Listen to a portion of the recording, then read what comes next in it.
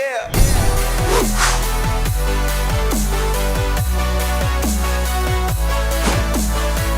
Welcome back to the Gridiron Expert.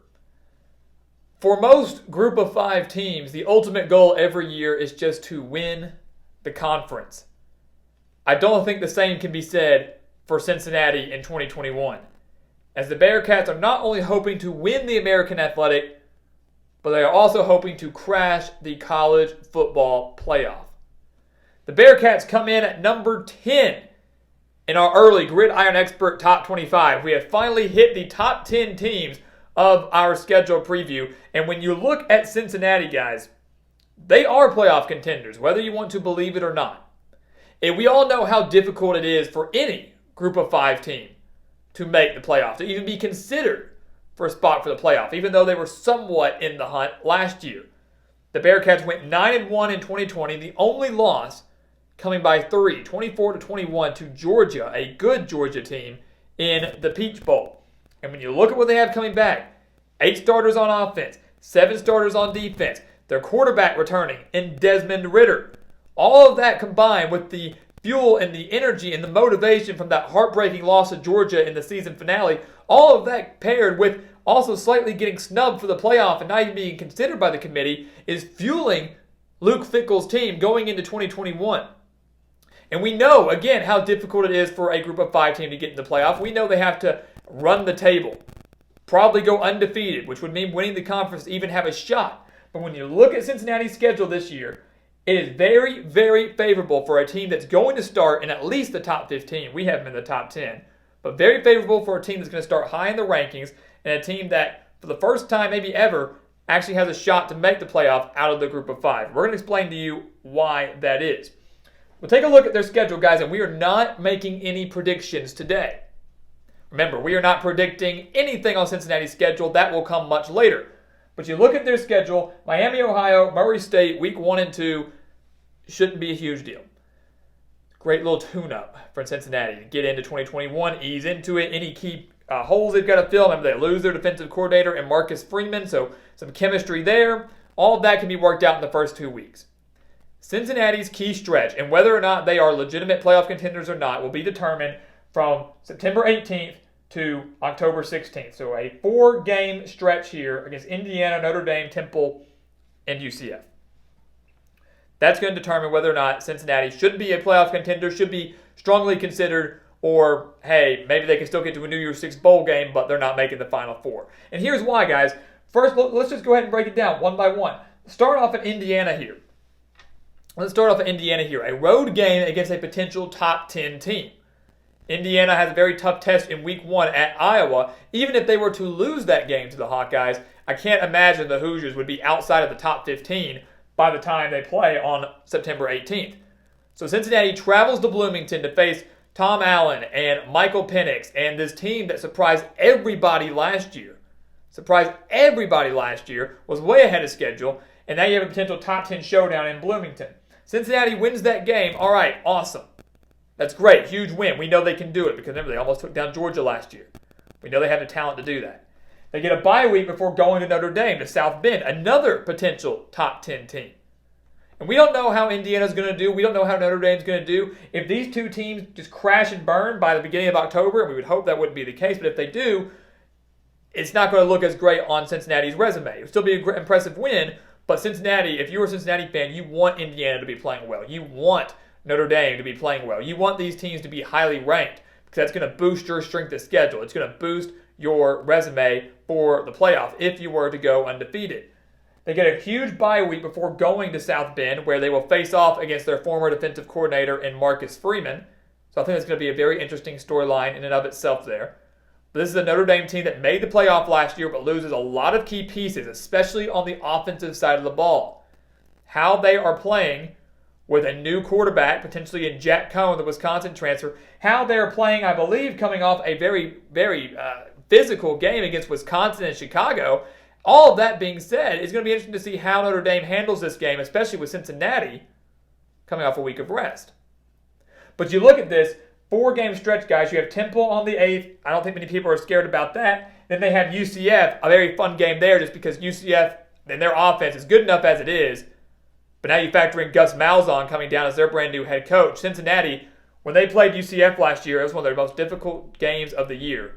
They only beat the Knights 36-33 at the Bounce House. Getting them at Cincinnati, though, is going to be huge. If this game was on the road, I would be very concerned for Cincinnati. But it's at home. I'm not saying that means it's a win for them. It's going to be a back-and-forth battle, potential high-scoring battle. And it's going to be a matter of whether the Bearcats can slow down UCF's offense, Gus Malzahn's UCF's offense, and really whether or not UCF's defense is up for the challenge of stopping Desmond Ridder. That's going to be the ultimate kind of battle here on October 16th. But this 4-game stretch, guys, the ironic thing to me is there are 3 huge games, Indiana, Notre Dame, and UCF. Those are the 3 that all very well could be ranked opponents that are the biggest games on the Bearcats schedule. And the funny thing, out of those 3 games I just mentioned, only one of them is a conference game. And I think that comes to show you how important this season is for Cincinnati, how different this season is for Cincinnati. Because for most teams, it's, oh, these conference games are so big because if they don't win that, they might not win their conference. They might not win their division, whatever it may be. For Cincinnati, it's, yeah, we have to win the American to even have a shot at the playoff, but we're not even that worried about our conference slate because for the first time and what maybe might be ever, a group of 5 team has the strength of schedule to make a case for the playoff if they were to go undefeated. And that's kind of the point we're trying to make here with the Bearcats, guys. They have the strength of schedule to do it. The American, many consider to be the 6th Power 5 conference, a 6 power conference. All right? But you look at Indiana, at Notre Dame, again, 2 potential top 10, top 15 teams. That boosts your strength of schedule significantly if Cincinnati were to win both of those games. Then you take on a potential top 25 UCF team. You beat them. Well, now you have 3 top 25 wins on your resume. Maybe 3 top 20, top 15 wins on your resume, depending on how UCF's doing, depending on how Notre Dame's doing. And then you look at the rest of their schedule, it's really not that daunting. At Navy, at Tulane, Tulsa, who Cincinnati beat by 3 in the American Championship game last year. At USF, at South Florida, they beat them by 21.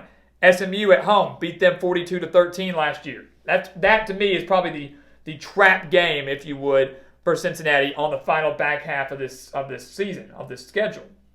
Tulsa could be a threat, but they're not going to be as good, I think, as they were last year. Philip Montgomery did a great job there, but don't expect a major repeat from the Golden Hurricane.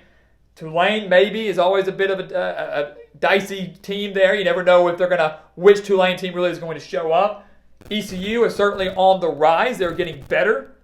Cincinnati beat them 55-17 last year, though. I would say SMU is probably the most difficult test, most difficult game after UCF over the final little half of the season here, final 6 games. But again, the Bearcats are more than likely going to be favored every single one of those games.